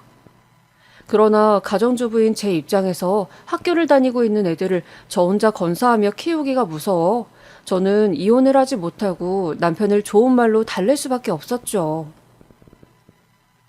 여보, 당신은 교육자인데 그런 식으로 여자까지 불러놓는 것은 자제해야 하지 않겠어요? 같이 사는 내 입장도 좀 생각해 주시고요. 알았어. 그러게 왜 사람 속을 긁냔 말이야. 그런 말을 좋게 할 때면 남편은 듣기 싫다는 듯이 퉁명스럽게 대답할 뿐이었어요. 저는 아들과 딸이 이런 사실을 모르길 바라면서 혼자 모든 수모와 비참함을 견뎌내고 있었습니다. 그렇게 몇 년을 버티면서 가끔 남편이 술집에 다녀온 것 같아도 알아도 모른 척 버텼더니 속이 다 문드러졌는지 남편에게 정이 떨어졌는지 나중에는 그냥 같이 아이 키우고 사는 동업자라는 생각이 들더라고요. 그리 생각하고 관심을 끊으니 오히려 제 마음이 좀 편해짐을 느꼈습니다. 그 시기에 저는 동네 친한 언니의 권유에 따라 성당을 다니기 시작했어요. 확실히 종교는 사람 마음을 편안하게 해주는 점이 있었어요. 그렇게 저는 저대로 마음의 위안을 얻고 살아가고 있었죠. 아이들은 학교도 잘 다니고 성실해서 학년이 끝날 즈음 많은 상장을 받아왔어요. 동네에서는 그런 모범생 자식들을 둔 저를 부러워했죠. 승재 엄마는 좋겠어. 항상 승재하고 혜준이가 학교 상을 다 싹쓸이 하잖아. 대체 교육 비결이 뭐야? 아유, 비결은 무슨 그런 거 없어요. 그러지 말고 몰래 과외라도 시키는 거야? 이번에도 혜준이가 전교 1등 했다면서. 그냥 혜준이는 책을 좋아해서 그래요. 역시 아빠가 교사라 그런지 애들이 남다르다니까. 그렇게 저는 자식들 이야기에 웃음꽃이 피는 그저 자식들만 바라보고 사는 엄마였습니다. 차마 저를 부러워하는 많은 동네 애엄마 친구들에게 내 남편이 사실은 이런 사람이라고 말할 수 없었죠. 자존심이었냐고요? 아무래도 그런 마음도 있었죠. 그저 남들 눈에라도 행복한 여자로 보이고 싶었나 봅니다. 어차피 그렇게 보인다고 해서 진짜 내가 행복한 것도 아닌데 그만큼 그 당시에 제 마음이 건강하지 못했던 것 같아요. 막 중학생이 된 아들 녀석은 그런 저를 무척이나 걱정했습니다. 아들은 그냥 엄마 친구들한테도 아빠가 속썩이면 상담도 하고 그냥 엄마 힘든 거 말하고 살라면서 아빠가 술집 다니는 것에 대해 아주 부정적으로 생각하고 항상 제 편에서 화를 내었죠. 저는 예민한 사춘기 시기에 좋지 않은 모습을 보이는 것 같아 마음이 아팠지만 눈치 빠른 녀석이 다 알고 물어보는데 계속 모른 척할 수만도 없어 어느 때부터인가 아들을 의지하며 살았어요. 그러던 어느 날 밤이었습니다. 모임이 있다고 하더니 남편은 새벽 1시가 다 되어가도록 집에 들어오지 않았어요. 저는 오늘 또 술집 여자한테 갔나 보다 그런 느낌이 들었습니다. 보통 때 같으면 그냥 잤을 텐데 그날은 어쩐지 전화를 해보고 싶었어요. 그래서 저는 남편한테 전화를 걸었습니다. 여보세요? 여보 어디에요? 언제 들어와요? 그때였습니다. 옆에서 여자 목소리가 들리는 거였어요. 아줌마 그냥 주무세요. 남편 여기 잘 있어. 그러고는 웃음소리가 들리고 전화가 뚝 끊기는 것이었어요. 저는 대놓고 술집 여자의 목소리를 듣는 것은 이번이 처음이라 등골이 쭈삣하면서 너무 당혹스러웠습니다. 그리고 술집 여자가 나에게 모욕을 줬다는 사실에 갑자기 속에서 천불이 나는 것 같았어요.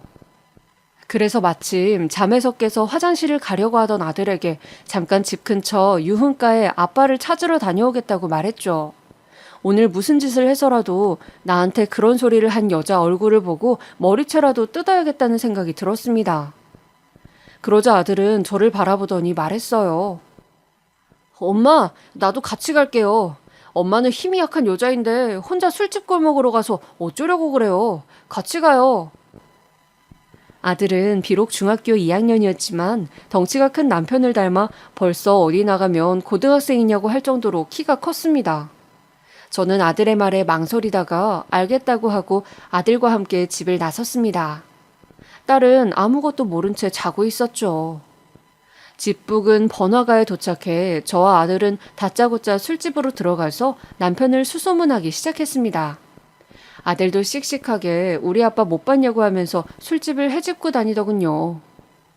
드라마 같은 곳에서 보면 꼭 그러다가 찾던데 역시 현실은 드라마와 다른지 새벽 3시까지 그 골목을 뒤졌지만 결국 그날 남편이 어느 술집에 있는지 저와 아들은 찾지 못했죠. 그러다 저는 갑자기 정신이 들었습니다. 아, 내가 미성년자 자식까지 데리고 뭐 하는 거지? 순간 부끄러움이 밀려왔습니다. 내가 어른으로서 보이면 안 될 꼴을 아들에게 보인 것만 같았어요.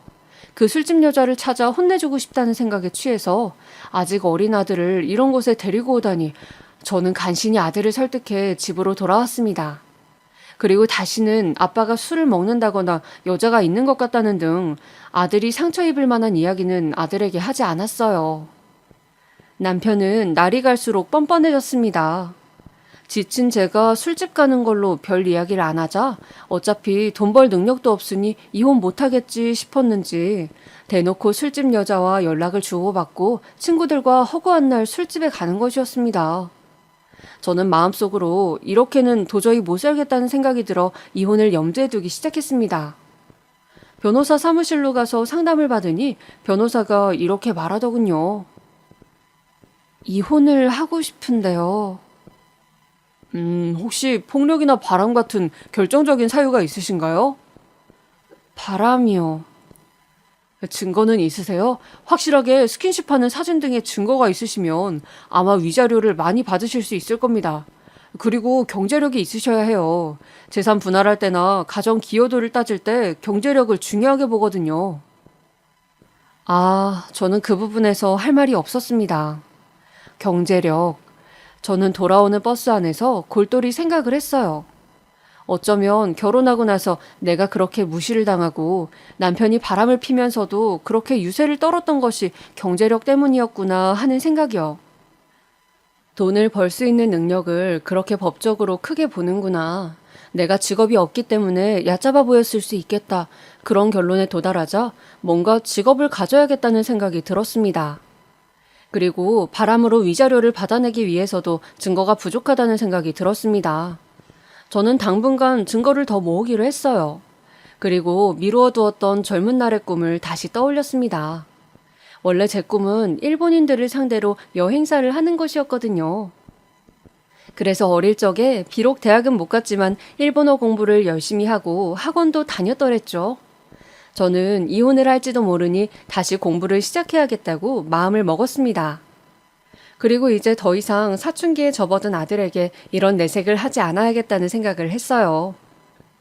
딸은 상황을 잘 모르고 있었지만 아들은 아버지가 술집 여자와 놀곤 한다는 것을 이미 알고 있었고 그 일을 알게 된 뒤로 통 아빠에게 마음을 주지 않는 듯 했습니다. 같이 밥을 먹는 자리에서도 아빠가 말을 시키면 대답도 하질 않고 무시를 한다거나 단답형으로만 말을 하고 아빠와 눈을 맞추려고도 하지 않았어요. 저는 저에게는 미운 남편이지만 그렇다고 자식인 아들과 아버지인 남편이 서로 반목하기를 원하진 않았기 때문에 그 부분이 많이 걱정이 되었습니다. 그러던 중 제가 위경련으로 쓰러지는 일이 발생했습니다. 때는 5월 어린이날을 낀 주말이었어요. 아이들이 놀이동산을 가고 싶다고 해서 근처 제법 큰 규모의 놀이동산에 미리 다 표를 끊어둔 상태였는데 남편이 갑자기 오늘 같이 못 가겠다는 거였습니다. 저는 운전도 못하는데 말이죠. 여보, 나 운전도 못하는데 그럼 애들 둘이 데리고 어떻게 놀이동산까지 가? 미안해 여보. 학교에서 급한 연락이 와서 나 좀 들어가 봐야 될 것 같아. 미안. 남편은 야속하게 그렇게 우리 가족을 내버려두고 나가버렸어요. 저는 어쩔 수 없이 처가에서 살고 있는 막내 남동생에게 연락을 했습니다. 제 막내 동생은 저와 10살 넘게 나이가 차이 나는 총각이었거든요. 동생은 경찰 공무원으로 주말에 근무가 있는 날도 많았는데 다행히 그 주 주말은 쉬는 날이라고 하더군요. 그래서 저는 동생 차를 얻어 타고 겨우 아이들과 어린이날 기념 놀이동산을 갈 수 있게 되었죠. 동생 차를 얻어 타고 놀이동산으로 향해 신나게 아이들이 기구를 타는 것을 보고 있는데 갑자기 문자가 왔습니다. 제 고등학교 동창 선영이었죠. 하도 오랜만에 연락이라 반가운 마음에 저는 선영이가 보낸 문자를 열었는데 선영이가 뜬금없이 무슨 사진을 보낸 거였어요. 저는 무슨 사진인가 싶어서 사진을 제대로 보지 않고 전화를 걸었습니다. 여보세요? 선영아, 어쩐 일이야? 그게... 내가 어딜 놀러 왔는데... 놀러 갔어? 나도 애들하고 놀이동산 왔는데. 그런데 갑자기 무슨 사진 보낸 거니? 아니 그게 내가 뭘 좀 봤거든. 사진 좀 자세히 봐봐. 보고 네가 판단해. 친구는 갑자기 알 수 없는 소리를 늘어놓으며 전화를 끊었습니다. 그리고 자세히 살펴본 사진, 저는 제 눈을 의심했습니다. 그것은 분명히 남편의 모습이었습니다. 남편이 다른 여자와 어깨동무를 하고 호텔 입구로 들어서는 모습이었어요. 남편은 여자의 어깨 위에 손을 올려 감싸고 있었고 여자는 남편의 허리에 손을 감고 있었습니다. 저는 너무 당황해서 온몸이 부들부들 떨리고 머리가 아파왔습니다. 바람을 핀다고는 생각했지만 그 사진을 직접 눈으로 보자 만감이 교차했습니다. 혹시나 다른 사람은 아닐까 고민해봤지만 분명히 나갈 때 입고 갔던 하늘색 체크셔츠는 남편의 옷이 맞았습니다. 단지 그 기막힌 상황에서 제가 궁금했던 것은 저번에 저한테 그만 잠이나 자라고 조롱했던 그 여자가 사진 속의 그 여자인지 아니면 저 여자는 또 다른 여자인지 그게 궁금하더군요. 그리고 무엇보다 정말 화가 났던 것은 제가 싫어서 바람을 피는 것은 그렇다 치고 아이들이 한 달 전부터 어린이날에 놀이동산 가고 싶다고 소원이라고 노래를 불렀는데 그걸 잘 알고 있으면서 당일에 못 가겠다고 하고는 여자랑 바람을 피러 갔다는 사실이었습니다. 아무리 상간녀가 좋아도 자식은 챙겨야 하는 것이 아닌가요? 저는 즐겁게 노는 아이들을 바라보며 애써 억지 웃음을 지었습니다. 그러다가 갑자기 배가 뒤틀리는 듯한 고통을 느껴 허겁지겁 화장실로 달려갔죠. 말로만 듣던 위경련이 일어난 것 같았습니다. 마치 누가 칼로 배를 쑤시는 것처럼 아랫배 위쪽이 계속 아파왔습니다. 저는 잠시도 가만히 있을 수가 없을 정도로 심한 통증이 와서 얼굴이 하얗게 된 채로 식은땀을 뻘뻘 흘리며 화장실 칸 안에서 발버둥을 쳤습니다. 누군가 밖에서 제가 버둥대는 소리를 들었는지 화장실 문을 두드리기 시작했습니다. 저기요, 괜찮으세요? 어디 아프신 거예요? 여기 119 좀 불러주세요. 그렇게 저는 정신을 잃고 말았죠. 눈을 떠보니 하얀 병원 천장이 보였습니다. 그리고 저를 걱정스럽게 바라보고 있는 남동생과 아들과 딸의 얼굴이 보였어요. 저는 억지로 입가에 미소를 띄었습니다. 누나 왜 그래? 요새 무슨 일 있어? 안 그래도 살이 너무 빠졌다 했는데 스트레스성 위경련이라는데 무슨 힘든 일 있어? 아니야. 그냥 요새 좀 체력이 딸려서 그래. 너네 매형은 일 때문에 너무 바쁘고 괜찮아. 걱정하지 마. 응? 엄마, 괜찮아요? 딸은 너무 놀랐는지 제 손을 잡고 울음을 터뜨렸습니다. 아들은 외삼촌과 동생 뒤에 서서 저를 안쓰러운 눈빛으로 쳐다보고 있었어요. 저는 그런 아들을 보면서 눈가에 고인 눈물을 훔쳐내고 애써 웃어 보였습니다. 아들은 고개를 숙이면서 한숨을 쉬더군요. 저는 아들에게 어쩐지 제 속을 들킨 것만 같아 마음이 좋지 않았어요. 오늘은 어린이날인데 오늘 하루만이라도 항상 내 걱정을 하는 아들이 그저 자신의 나이답게 행복하게 즐겁게 보내길 바랐는데 저는 너무도 부족하고 또 부족한 엄마였습니다. 그렇게 며칠이 지났어요. 어린이날 밤늦게 돌아온 남편은 또 혀 꼬부라진 소리로 저에게 시비를 걸어댔죠. 당신이 내 마음을 몰라주고 무시하니까 내가 밖으로 도는 것이라는 둥, 이제 당신뿐 아니라 애들 역시 나를 무시한다는 둥, 이 집에서 나는 혼자라는 둥, 전부 자신이 피해자고 전부 제 탓이라는 식으로 말도 안 되는 꼬투리를 잡으며 술주정을 했습니다. 저는 이제 기운도 없고 대거리도 하기 싫어 그저 남편이 떠들던지 말던지 잠자리에 들었습니다. 그렇게 저는 냉전 아닌 냉전을 하면서 힘들게 결혼 생활을 유지하고 있었어요. 친구가 저번에 보내준 사진은 근처 사진관에 가서 출력해서 잘 보관해 두었습니다. 혹시나 이혼 소송을 하게 되면 중요한 증거가 될 수도 있을 것 같았거든요. 좀 더 증거가 쌓이고 일본어 자격증을 따게 되면 비록 제가 경력이 없더라도 이혼 소송을 해볼 생각이었습니다. 더 이상 이렇게 말라비틀어진 마음으로 사람 같지 않게 살 수는 없었어요. 누구를 미워하며 매일 얼굴을 보는 것이 제 마음에 도리어 독이 되어 제 모든 인생이 망가져버릴 것만 같았죠. 저는 그저 아이들과 함께 속 끓이지 않고 평온한 마음으로 하루를 살아가고 싶었습니다. 그러기 위해서는 어떻게든 남편과 정리를 해야 했어요. 남편은 제가 이런 생각을 하는지 아는 건지 모르는 건지 계속해서 여자를 만나고 다니는 것 같습니다. 저는 결국 모아두었던 적금을 깨서 1,000만 원이라는 거금을 들여 흥신소에 의뢰를 했습니다. 흥신소에서 한 달간 남편의 모든 행동을 밀착으로 알아봐 주기로 했죠. 이번 기회에 큰 돈을 들여서라도 확실한 증거를 마련해서 저한테 가장 유리한 방법으로 꼭 이혼할 생각이었습니다. 남편은 이제 완전히 가족들과 어울릴 의욕을 잃은 것처럼 굴더니 어느 날 아들에게 어쩐 일로 먼저 말을 걸었습니다. 아들, 여기 좀 와봐.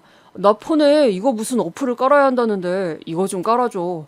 아무리 해도 잘 모르겠네. 네, 줘보세요. 잠깐만요. 제가 좀 가져가서 해보고요. 아들은 휴대폰이랑 컴퓨터를 잘 다루었는데 아빠가 도움을 요청하자 그래도 도와주는 모습이 둘 사이에 아직은 관계를 회복할 가능성은 있나 하는 생각이 들었습니다. 그렇게 시간이 지나던 어느 날 저녁이었어요. 남편이 갑자기 씩씩거리며 제 아들 손목을 붙잡고 질질 끌고 와서 집에다가 아들을 팽개치는 겁니다. 그리고서는 다짜고짜 집에 있던 야구방망이를 들더니 아들의 몸을 사정없이 때리는 것이었어요. 퍽퍽. 저는 너무 경황이 없이 당한 터라서 어쩔 줄을 모르고 있었는데 남편이 소리를 질렀습니다. 어린 놈의 자식이 어디 어른한테 싸가지 없게 굴어. 이 아빠가 그렇게 가르치든 넌 교육 좀 받아야 돼. 야, 끝까지 노려보는 그 눈빛은 뭐야? 그러고 남편은 씩씩거리다가 더 이상 여기 못 있겠다면서 옷가지를 챙기더니 나가버렸습니다. 저는 무슨 일인지 몰라 아들에게 물어봤어요. 도대체 무슨 일이니? 아빠가 왜 그렇게 너한테 화를 내? 아무것도 아니에요. 엄마 모르셔도 돼요. 아들은 저에게 끝까지 말을 하지 않고 그저 방 안에만 틀어박혀 있는 것이었어요. 저는 집에 며칠째 들어오지 않는 남편과 그리고 두문불출하며 밥도 잘 먹지 않는 아들 녀석을 보며 속이 답답해 죽을 지경이었습니다. 그런데 그때 남편의 뒤를 밟을 것을 부탁했던 흥신소에서 연락이 왔어요. 증거를 찾았다고 했습니다. 증거, 그 단어 한마디에 살이 떨리는 기분이 들었습니다. 흥신소에서는 사진을 내밀더군요. 남편은 거의 이틀에 한 번씩 어떤 여자를 만나고 있었습니다. 밤낮도 없었죠. 학교 근무를 하며 무슨 외출이라도 하는 것인지 점심시간에도 그 여자를 만나곤 했더군요. 두 사람은 주로 무인 모텔을 드나들었습니다. 흥신소에서는 대하는 태도가 자연스러운 것이 아마 만난 지 꽤 되었을 거라고 했어요. 처음 만나거나 한두 번 만난 사이는 아닌 것 같다고요. 저는 충격으로 다리가 후들거렸지만 일단 알겠다고 했습니다. 그런데 계속 사진을 넘기다 보니 더 충격적인 사진이 있었습니다. 그 여자가 차에 앉아 있고 제 아들이 차 앞에서 양팔을 벌려 차 앞을 가로막고 있는 사진이었어요. 그리고 다음 사진은 남편이 차에서 내려 우리 아들의 멱살을 잡는 모습이었습니다. 저는 정말 큰 충격을 받았습니다. 바로 며칠 전 있었던 사건의 전말이었어요. 아들이 어떻게 알아냈는지 남편이 바람피는 현장을 찾아갔고 그 여자의 차 앞으로 가로막았고 화가 난 남편이 제 아들을 때린 것이었습니다. 어떻게 자기 친자식한테 이럴 수가. 모든 것이 원망스럽고 남편을 찢어 죽이고 싶을 만큼 미웠습니다. 여자한테 미쳐서 결국 자기 아들까지 외면하다니. 어떻게 우리 아들한테 생전 한 번도 안 하던 손찌검을 하고. 저는 그 길로 집으로 돌아가서 방 안에 있던 아들에게 물었습니다. 승재야, 이리 좀 나와보렴. 너 며칠 전에 아빠가 그 아줌마랑 있는 거 본 거지? 순간 아들의 눈동자가 흔들리는 것을 저는 보았습니다. 엄마가 그걸 어떻게? 너 대체 혼자 아빠가 그 여자를 만나는 걸 어떻게 알고 찾아간 거니? 똑바로 얘기해. 제가 추궁을 하자 아들은 말없이 핸드폰을 보여주었습니다. 아들은 스마트폰이라는 새로운 폰이 도입되자마자 그걸 구입해서 각종 어플이며 여러 가지를 많이 알고 있었는데 아들은 당시에는 허용되고 있었던 커플끼리 서로의 위치를 볼 수 있고 문자를 추적하는 어플을 아빠 폰에 깔아두었다고 했습니다. 지금은 보안상의 문제로 사라진 어플이라고 하네요. 하여간 그때 남편이 핸드폰 문제를 해결 좀 해달라고 아들에게 부탁했을 때 그걸 아빠 폰에 몰래 깔아뒀다고요. 아빠가 어디서 뭘 하는지 알고 싶어서 그랬다며 아들은 저를 쳐다보았습니다. 아빠가 카드를 긁을 때마다 어디서 돈을 썼는지 자신의 폰으로 알람이 온다고 했습니다. 특정 모텔 이름이 계속 뜨길래 그 앞으로 가보았다고. 거기가 주로 아빠가 데이트하는 장소 같았다고. 아들은 저에게 힘들게 털어놓았죠. 저는 아들의 어깨를 부여잡고 눈물을 흘리며 흔들었습니다. 너 아직 미성년자야. 네가 왜 그런 데를 혼자 가? 이런 일은 어른들이 해결하면 되는 일인데 왜 네가 나서서 이렇게 마음고생을 하고 아빠한테 몇 가지 맞니? 엄마가 힘들어하니까 내가 도움이 되고 싶었어요. 아빠와 그 아줌마가 같이 있을 때 만나서 이제 우리 아빠 그만 만나라고 말하고 싶었어. 엄마, 근데 잘 안 됐어요. 아들은 결국 차분하게 말하다가 제가 계속 눈물을 흘리며 슬퍼하자 제 앞에서 대성통곡을 했습니다. 저는 이제 더 이상은 이 남자와 살 수 없겠다는 결론을 내렸습니다. 그리고 모든 바람핀 증거를 가지고 친정으로 가서 아버지께 이 일을 말씀드렸습니다. 엄마, 아빠, 저 이혼해야 될 것 같아요. 애들 아빠가 오랫동안 만난 여자가 있는 것 같아요. 그 여자애 때문에 우리 승재한테 손찌검까지 하네요. 저 도저히 몇 년을 참았는데 더 이상은 못 살겠어요. 살면서 힘든 일 있으면 힘이 되어주신다고 하셨죠. 엄마, 아빠, 저를 이 지옥 같은 결혼 생활에서 제발 벗어날 수 있게 저한테 힘을 좀 보태주세요. 더 이상은 못 버티겠어요.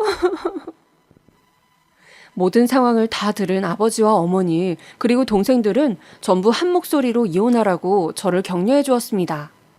그리고 막내 동생은 조카가 차 앞을 가로막았는데 그 여자가 출발하려고 했다는 이야기를 듣고 이걸로 고소를 진행할 수 있다며 이 기회에 이혼을 하더라도 곱게 해주면 안 된다고 일단 고소장부터 넣으라고 했습니다.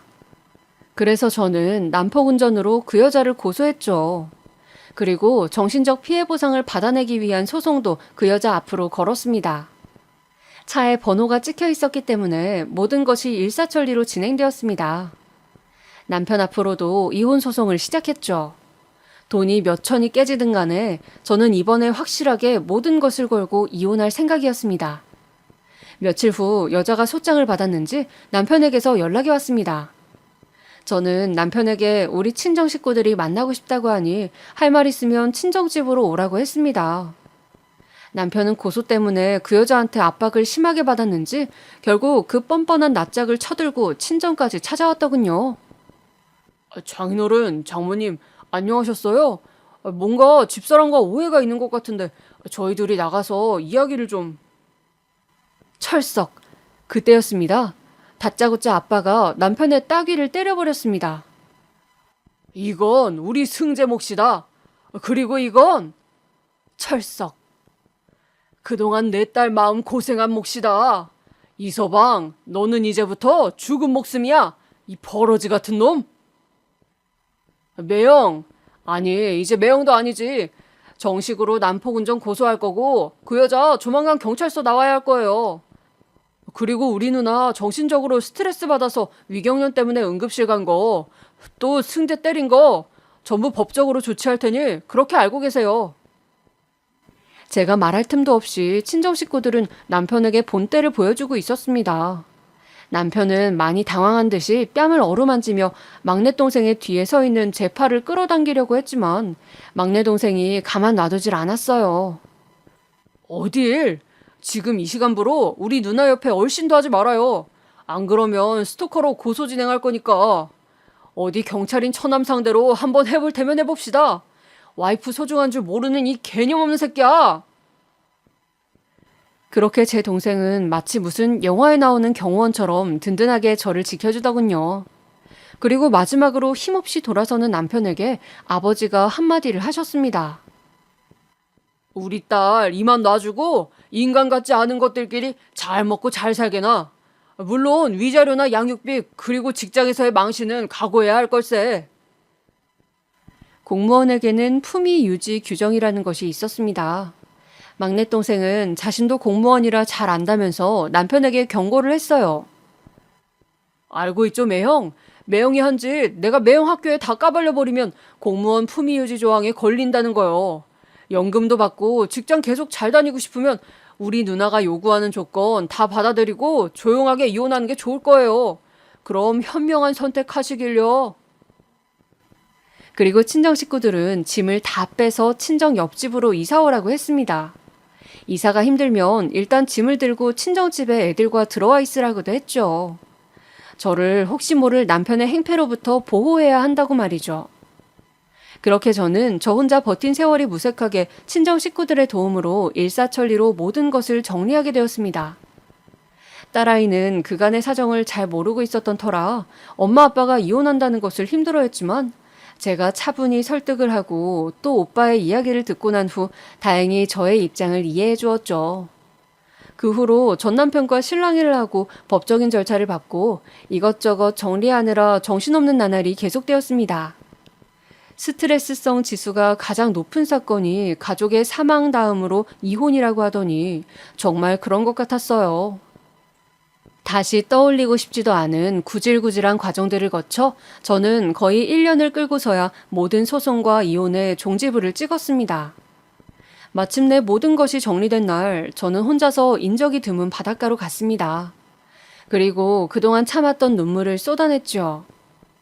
처음 결혼을 하던 그 순간의 설렘과 그 사람을 멋진 선생님으로 생각하고 자기 일의 프로인 사람이라고 그 사람이 일에 집중할 수 있게 내가 모든 것을 감내해야 한다고 생각했던 시절. 그때 행복한 나로 다시는 돌아갈 수 없으리라는 생각이 저를 괴롭게 했습니다.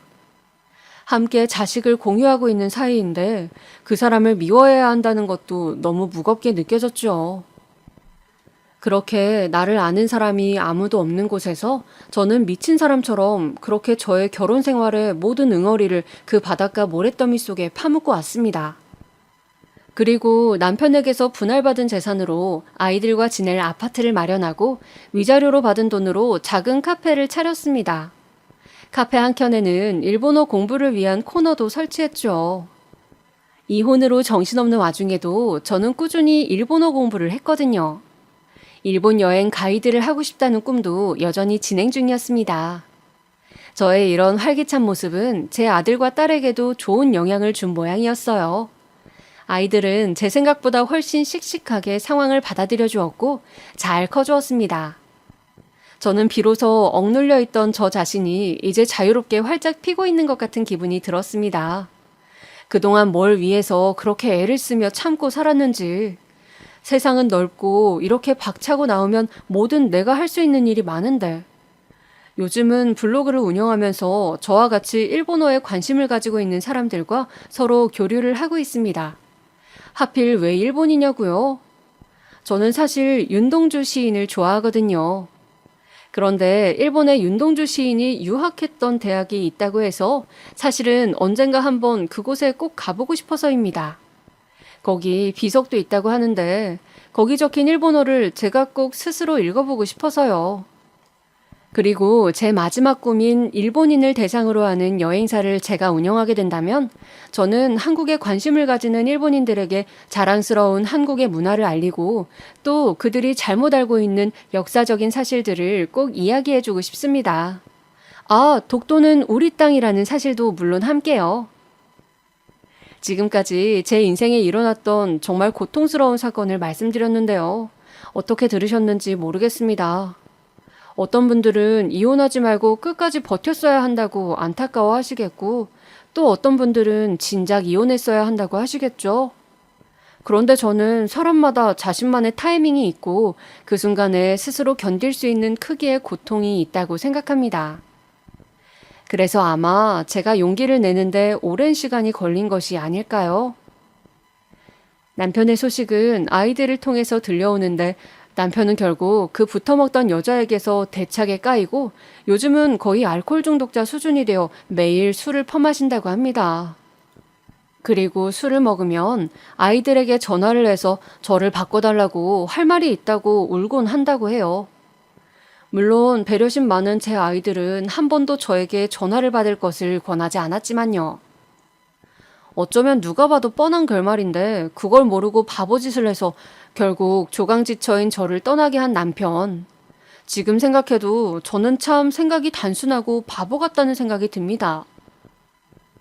여러분, 지금 곁에 있는 배우자가 사실은 보이는 것보다 더 많은 것을 희생하고 견디고 있는 것일 수 있으니 오늘 저녁 항상 내 곁을 지켜주고 희생을 감내하며 가정을 지키고 있는 배우자에게 따뜻한 한마디를 건네보면 어떨까요?